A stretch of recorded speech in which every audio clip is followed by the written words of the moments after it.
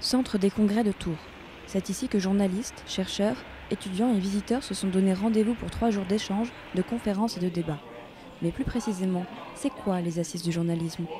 C'est le moment, j'imagine, où les différents journalismes se retrouvent. Là, et comme la profession est un peu en perte de repères, elle essaie de se reconstruire, surtout en termes de web journalisme. Il y a plein de choses nouvelles qui se créent à droite et à gauche, quoi. Donc c'est vraiment important qu'il y ait des débats, des lieux comme ça de discussion, de projection, de films.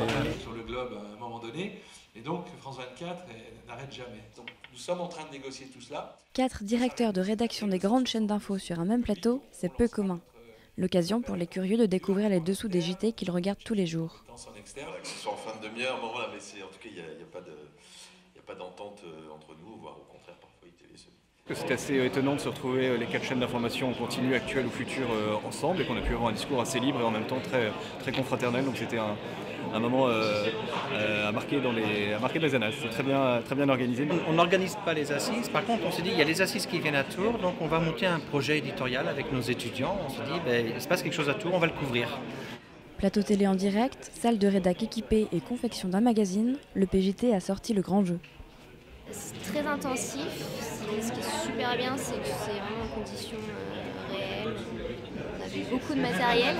Moi j'ai surtout été sur le web, du coup je mettais en ligne les articles, les vidéos et les plateaux qu'on a pu faire avec le PJT et le Club de la Presse.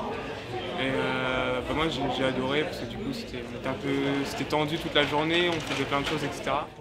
Les apprentis journalistes ont aussi profité d'une séance questions-réponses avec les pros. Est-ce qu'il y a un plafond de verre et comment on le traverse finalement? J'aimerais votre opinion sur la question, messieurs.